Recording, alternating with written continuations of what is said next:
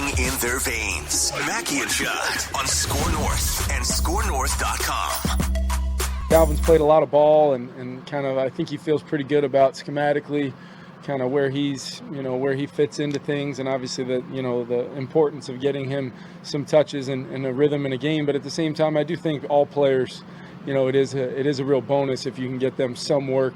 We'll use some of the walkthrough time. We'll use some of that throughout the week with a little bit of a unique schedule, Kevin, to kind of, any of our guys that coming out of the game that might need a little bit more of that extra time, we'll try to find a way. Is KOC, little injury update. Welcome into this Reckless Speculation Thursday to all who celebrate. Mackie, Judd, executive producer Declan, and our friend from the 5 Eyewitness News Department and the Scoop Podcast, inside information about your favorite Minnesota sports teams, Darren, Doogie, Wolfson. Let's start with Vikings here, and Harrison Smith missed a game with a concussion.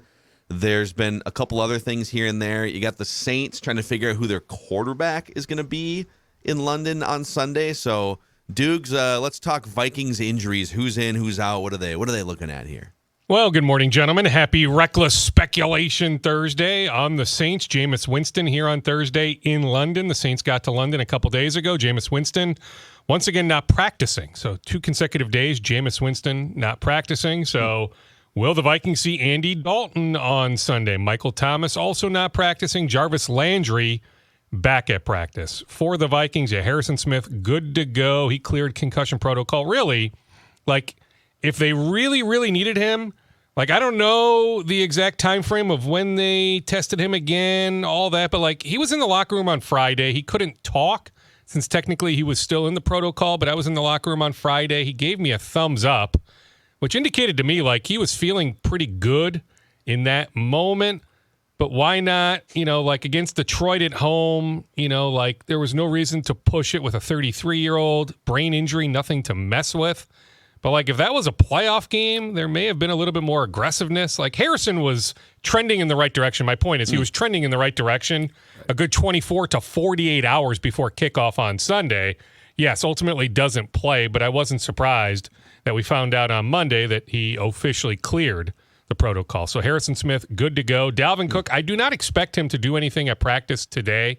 I'll be out there in a couple hours. The Vikings hit the practice field at 11:45 a.m., He spoke with us on Wednesday in the locker room. He's not definitively saying I'm in or I'm out. The plan is, though, behind the scenes, that he feels like he is good to go, that he's played with the harness before, that he can wear the harness, that he will play. But will the Vikings ultimately protect him from himself? We'll get a better sense once they land in London. I think the Vikings want to see him on Friday. I guess it would be, Friday afternoon, because they leave tonight, 7 p.m., They land in London 8 a.m. Friday morning, which would be 2 a.m. our time. They'll go to the hotel, get some rest. Then they will hit the practice field 3:30-ish London time Friday afternoon. At that point, the Vikings, I sense, want to just see where Dalvin is in that moment. My understanding is C.J. Ham is okay. Tough dude. So I guess I would be surprised if C.J. Ham, who did not practice on Wednesday, if he's held out on Sunday. Andrew Booth Jr. hurt in that Packers game, that first game. I spoke with him in the locker room on Friday. He told me in that moment he was close, but that quad kept him out of practice on Wednesday. We'll get an update on him later today. If it's not this Sunday, it should be the Bears game week 5. And Dukes, that one intrigues me because I got to think with Dantzler being benched in the week 2 loss. And Dantzler, I think, is a talented player. I don't think he's in the right spot a lot of times. I think there's a coaching frustration there. I wonder if Booth will end up challenging him because they clearly like him. He got some first-team snaps in training camp. He was a second-round pick, but he would have been a first-round pick if not for the injury problems. So that one does intrigue me because I guess I wouldn't be shocked if Booth can stay on the field consistently. If there is a switch there at the starting job at some point in time, if Dantzler continues to struggle with, I think basically what comes down to assignments more so than anything. Well, yeah, and communication. You think about the Watkins touchdown, week 2, Monday night, Philadelphia. That wasn't on Bynum. That was on Dantzler. Communication breakdown. Yeah, I'm with you, Judd. I mean, it's when, not if. Andrew Booth Jr. is a starting cornerback. It may not be as soon as week 5, but mid-season, week 8, week 9, week 10, somewhere in that vicinity, yeah, I absolutely see Andrew Booth Jr. being a starter. That being said, they really like the Mizzou kid, the 4th-round pick, Caleb Evans. Mm-hmm.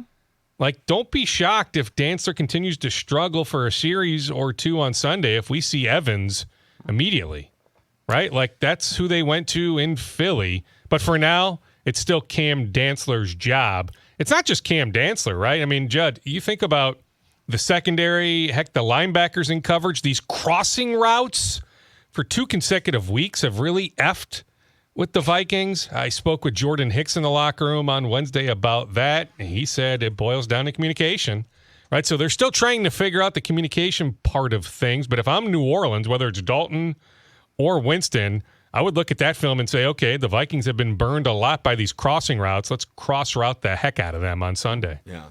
Can we let's dig a little bit on the Lewis Cine thing here, because I saw someone put together snap counts for all 32 first-round picks, and there's a few that haven't played because of injury, but among healthy first-round picks, he has the fewest defensive snaps because he hasn't been a factor in the Vikings defense, only special teams. And there's different positions are generally, like, quarterback is a harder one to just jump in and play week 1 unless you're a star. And there are some other positions where it might be more difficult, but a lot of smarter people than me say that safety is one that you can kind of just jump in and make an impact. So to what extent is it a red flag that it's not like the Vikings have a bunch of Hall of Famers up and down there? They might have 2, I guess, in their secondary, but why can't he get in? Is this a red flag for his future? You're right, by the way. Harry and Patrick Peterson, right? Yeah. I mean, we'll have Hall of Fame cases one day. Is it concerning? Yeah, it's somewhat concerning. There's no doubt about that. Now, he did miss some time during training camp through August, battling a minor injury. Is this a different narrative right now if he doesn't miss those days? But clearly, we know Josh Metellus is far ahead of Lewis Cine. It's inevitable, Phil. We are going to make the comp, right? If the Vikings had just stayed where they were in the first round, going back to late April, Kyle Hamilton should have been the pick, right? And you look at the PFF grade for Kyle Hamilton. Now you look at Baltimore's defense as a whole, some leaky spots. They've given up some points, namely that game against Miami and Tua. But you look at the overall grade for Kyle Hamilton, it's pretty good. So that will be the inevitable comparison for years, not just now, but for next year, the year after, should the Vikings just have stayed, taken the consensus best safety on the board, Kyle Hamilton out of Notre Dame. But yes, it's a little bit of a red flag. Heck, I don't think anybody could have foreseen, if we go back to May 1st or immediately after that Saturday 3-day draft, okay, who is the Viking that will make the most immediate impact? Did anybody have Ed Ingram on that list? Like, I think most of us would have said, okay, like Lewis Cine. There's a job there for the taking. Like, just beat out Cam Bynum. You should be able to beat out Cam Bynum in training camp, right? Or Andrew Booth Jr. Just beat out Cam Dantzler, right? So, like, I don't think any of us, now maybe if you looked at the offensive line and said, okay, lots of moving parts, there is an opportunity there for Ed Ingram, but I just don't think a lot of people thought, okay, Ed Ingram would be the rookie making the most immediate impact. Yeah, and I've heard on Cine that there is some concern about how quickly he is or is not picking up the system. That being said, it's not like he is, deep into his career or this year. So like that could change for sure. But I think that there is some legit concern because if you don't know the scheme, you can't play. Because I don't think there's a concern about his ability. And I think that he is going to be or has the potential to be a quality contributor. But, on that back end, Dukes, to your point about communication, if you don't know exactly what you are doing, you can't play. Now, did I see that Metellus is the highest graded Vikings defender or player, period, PFF through 3 weeks? I saw is something really? on Twitter about that is great. I didn't look. Yeah, if you saw that, I'll trust you on that. This is awfully reckless here, just recklessly throwing out statistics. I saw. I mean, he played well on Sunday. I know, but I mean, That's a Spielman 6th-round pick from 2020. That's very interesting, actually. Okay. All right. Here we go. Yeah, Here we what go. do you got? So, all right. What do So you we're got? going to pull open Minnesota Vikings here. We're going to go to defensive side of the football. While you look at that, Phil, on that communication point, Judd, Yep. the word from Vikings officials is Cam Bynum as smart as it gets. Yeah. Like in terms of just grasping, he may not be like the athletic freak that Lewis Cine is, but Cam Bynum, incredibly intelligent.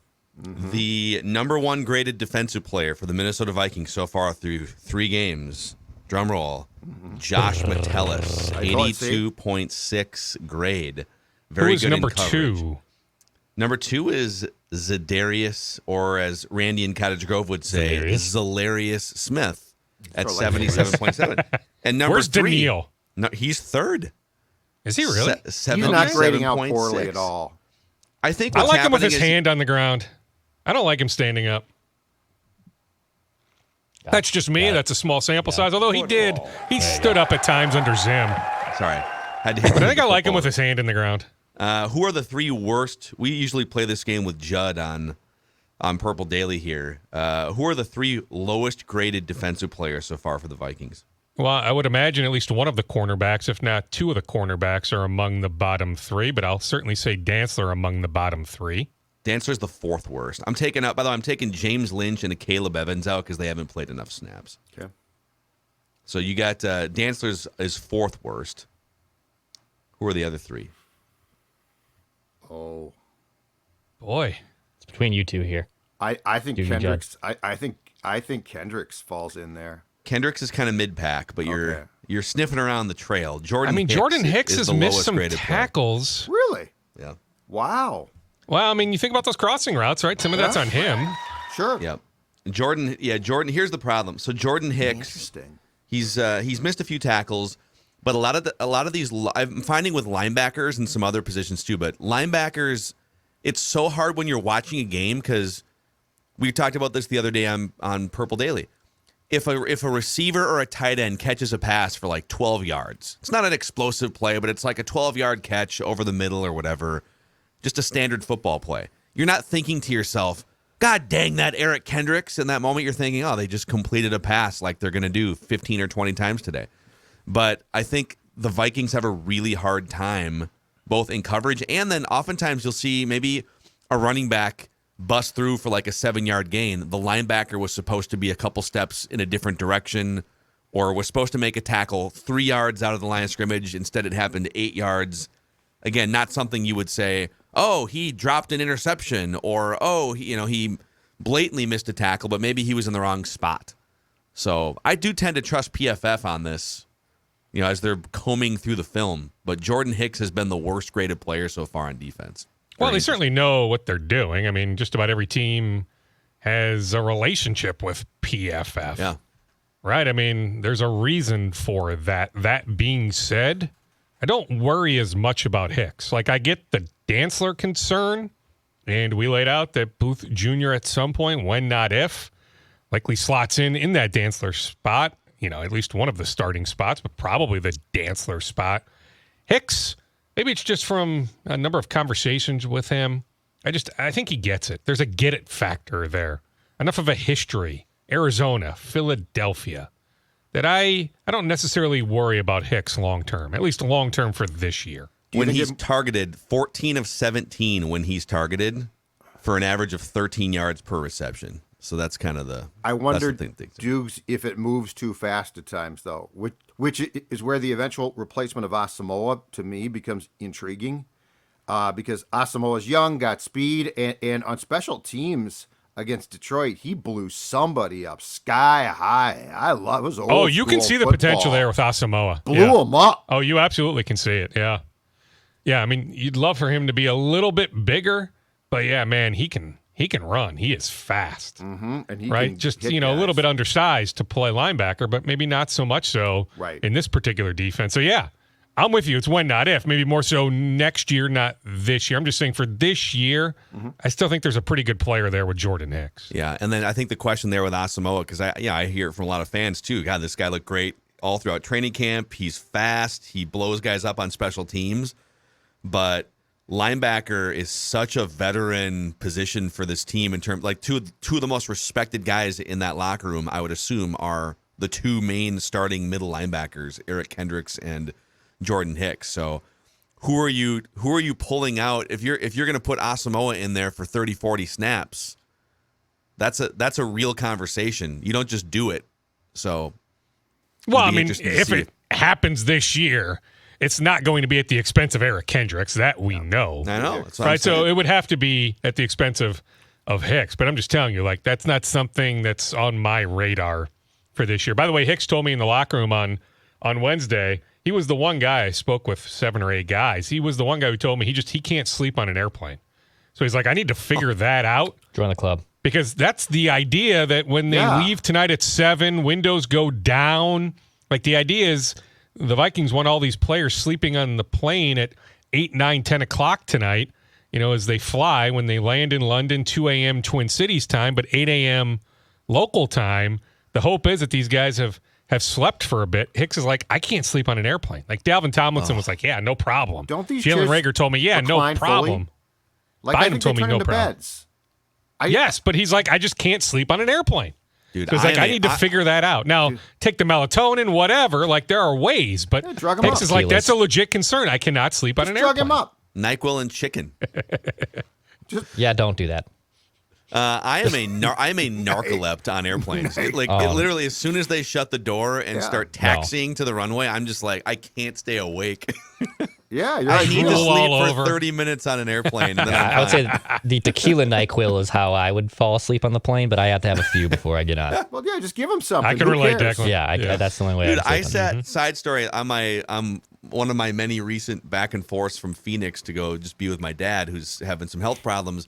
On one of the legs of the flight, there was a woman sitting next to me that she wanted to order a glass of wine, and it was like, not to judge, but it was like 7:30 in the morning, and she wanted to get a little. She was asking what kind of wine they had, and like, we have Chardonnay, we have Pinot Grigio, and so I'll do a Chardonnay, and she handed one of the cards over. It was like this kind of mangled looking debit card, and the flight attendant said, I can try this, but it doesn't look like it's going to scan. And she tries to scan it. Didn't work. Okay, let me try a second card.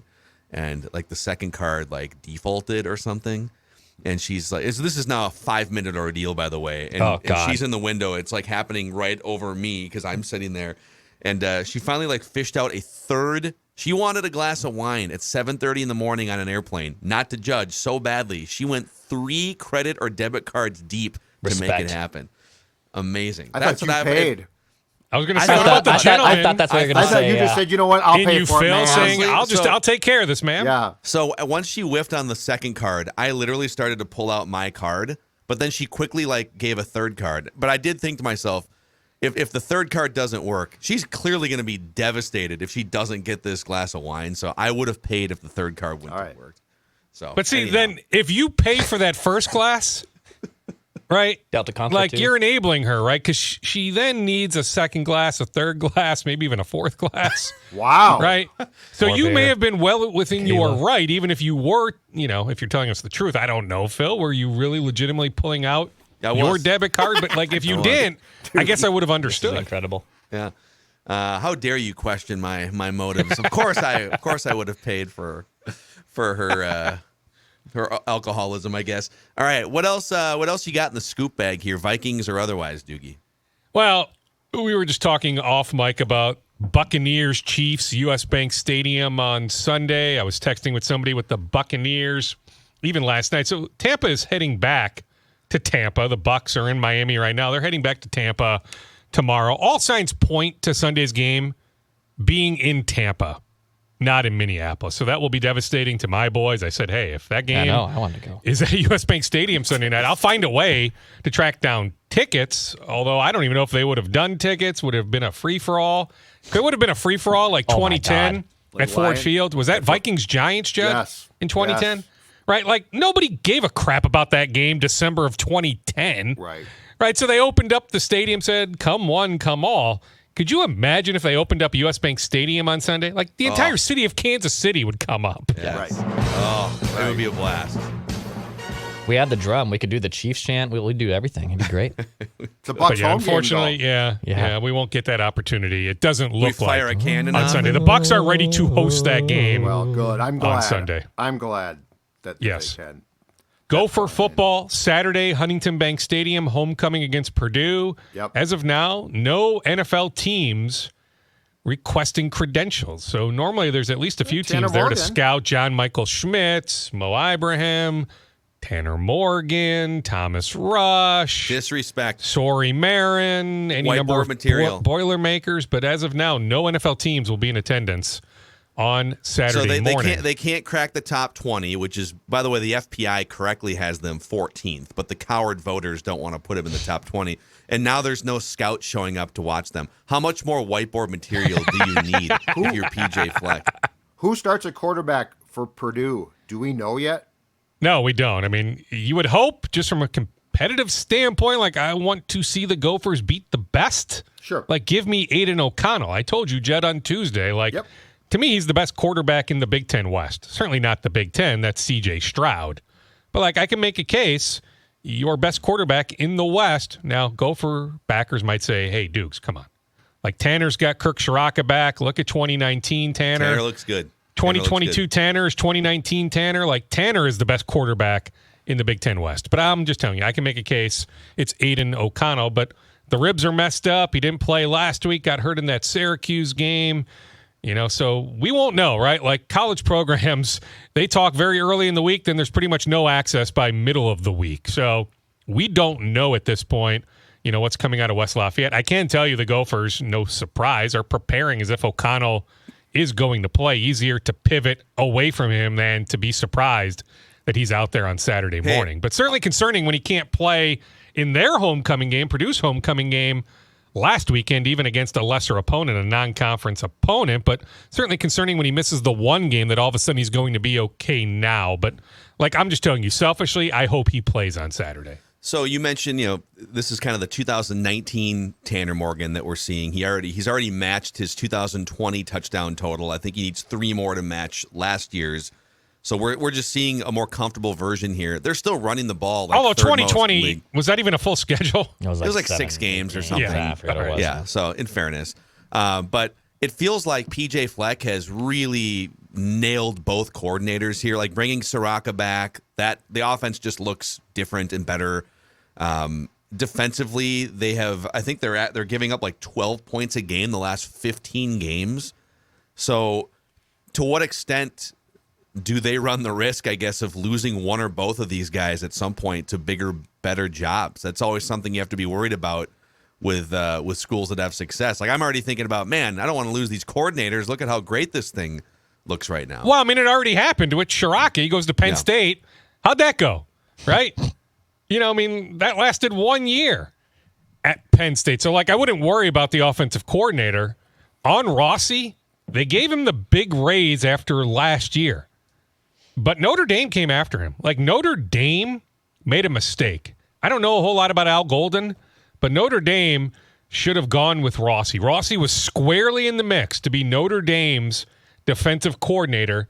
They just happened to choose Al Golden over him. It was always trending that direction. It seemed like Golden was their top choice. And once he said yes, everybody just didn't have a chance at that point. He was their number one target. They got their number one target. I'm just saying, in South Bend, that to me was a strategic mistake. Joe Rossi should have been their number one target. Phil, he's going to be a head coach one day. I'm not suggesting a Power 5 head coach, but he's just got this vibe, this aura. It reminds me of way back when, the 1 year Mike Tomlin was with the Vikings. You sat through a couple of his news conferences. You're like, okay, that guy is going to be a head coach one day. No idea how successful he'll be as a head coach. Turns out, legendary in many ways head coach in Pittsburgh. But you knew watching Tomlin way back in, I guess that would have been, 06, being out at Winter Park. You're like, okay, that guy's going to be a head coach. I've got the same feeling when I'm around Joe Rossi. He is going to be a head coach at some point. Maybe it's for a MAC school or a Sun Belt school, a non-Power 5 school. And it might be 2 years from now, 3 years from now. It may not be next year, but it's when, not if, Joe Rossi is going to be a head coach. I can tell you his desire is to one day be a head coach. Yeah. So, Dukes, off that point, I ran this bit of reckless speculation by Phil and Dex yesterday, and I'd like to run it by you because it's just an observational thing. Well, today's the day. It appears to me that PJ Fleck, to Phil's point, has sort of perfected this thing by getting coordinators in place who are great at running the games. Like, they know exactly what they want. They're quality coaches. My biggest thing with Fleck has always been what he does in game. Like, he can recruit. He's a very quality face of the program. Do you agree that this is probably the perfect mix of Fleck? I'm not saying he doesn't coach during games, but it seems with Soraka and Rossi that you do get the perfect mix of two guys who I don't know if they can recruit or not, and I don't care. They can coach, and Fleck does a really good job of going and getting the talent and then overseeing things. But, it doesn't feel like with Soraka here as OC, we get as much of the in-game hyperventilating, bad timeouts. It feels a little bit more organized now. Well, sure. I mean, I think Soraka can be in PJ's ear saying, okay, like, let's be a little bit more aggressive here, right? Because PJ by nature oftentimes is going to go the conservative route, but they can be a bit more aggressive with the veteran quarterback, with Kirk being back. So, yeah, Soraka, PJ have that sort of relationship where they can have a healthy back and forth, even in game. Maybe you need to call timeout to really sort through for an extra 40 to 50 seconds, but they can have that sort of dialogue. Those guys can recruit enough. Like, look at the guys they lost from last year's defense. Yeah. Boye Mafe, Esezi Otamawu, 2 NFL draft picks, Coney Durr, who, maybe should have been drafted, right? I mean, he went to Bears rookie camp, at least had a chance to try to run with, some sort of pro opportunity. Like, you lose those 3 guys in particular, you don't miss those guys right now. That to me is super impressive. This is, trying to avoid hyperbole, but in my 42 years on this planet, so far, what I've seen, this is the best Gophers defense I've ever seen. Yeah. Throw it. No. Yeah. Almost No. a great team. Hey, how many NFL players do you think are on the Gophers roster right now? Like drafted or training camp guys even? John Michael Schmitz. Tanner Morgan might get to a Chris camp. Ottman-Bell is going to go to some sort of camp. I'm telling you, we haven't necessarily seen it as much, but like Dalen Wright, the wide receiver, has you look at that body, you're like, okay, that is a pro wide receiver. So I wouldn't discount his chances, maybe not 2023, but at some point, maybe 2024. Brevin Spann Ford, tight end. He looks the part. He's a big dude. They're finally using him in the passing game. Like, he was an incredible basketball player coming out of St. Cloud, out of high school. Like, I wouldn't discount Brevin Spann Ford's chances. Thomas Rush is an NFL player, at least in terms of having a rookie camp opportunity, if not, a lower round draft pick. I think Jordan Howden on defense, the safety, absolutely has a chance. Justin Wally one day has a chance at the cornerback position. So there's enough NFL talent in that locker room. Yeah, they also, it's kind of amazing in that PJ has done a really good job recruiting for Minnesota, in that the recruiting classes are generally higher than they had been in the past. But he's still, you look at how many 5-star guys Ohio State, Michigan, Penn State get. The Gophers don't get 5 stars. In a good recruiting class, they might get a small handful of 4 stars. Like, I think there was one year where they had maybe 3 4 stars, but it's mostly 3-star guys, right? And they're coaching these guys up. Well, I mean, I even think about, they get in on these kids early. I mean, they're relentless on the recruiting trail. Like, think about Rashad Bateman. They were in so early on Rashad. Way later, Georgia comes in. Home State Georgia says, Rashad, we want you to be a Georgia Bulldog, right? But the Gophers got in so early, he honored that commitment. I also left out the left tackle, Ursary, number 69. Like, going back to even the spring, PJ Fleck was telling people, okay, like, don't be worried about Sam Schluter, who went to the Niners camp, just worked out for the New York Jets. He's a local kid from Victoria, somewhere South Metro. Anyway, doesn't matter where he's from. But anyway, Sam Schluter started a lot of games on the Gophers offensive line, but PJ was telling people, hey, like, this Ursary kid, number 69, like, get to know him. Like, he's an NFL player. PJ was telling people, and I'm not talking 23, maybe more 24, but the Gopher starting left tackle right now, Phil, know that name. He's an NFL player as well. Interesting. Great stuff here. What a reckless speculation Thursday. Some Vikings, Gophers. One more on Gophers. More so basketball. Dennis Evans, 7'1" center, 5-star recruit, flies into town tonight to begin his official visit. There is legit interest. I mean, he's down to Kansas, TCU, and the Gophers. Now, Kansas is selling him on, you come here, like, look at Embiid, look at all these other guys. Like, we'll make you a lottery pick. Like, this kid's an NBA player, but Kansas is telling this kid, plus there's probably more NIL opportunities in Lawrence just with that brand, Kansas basketball.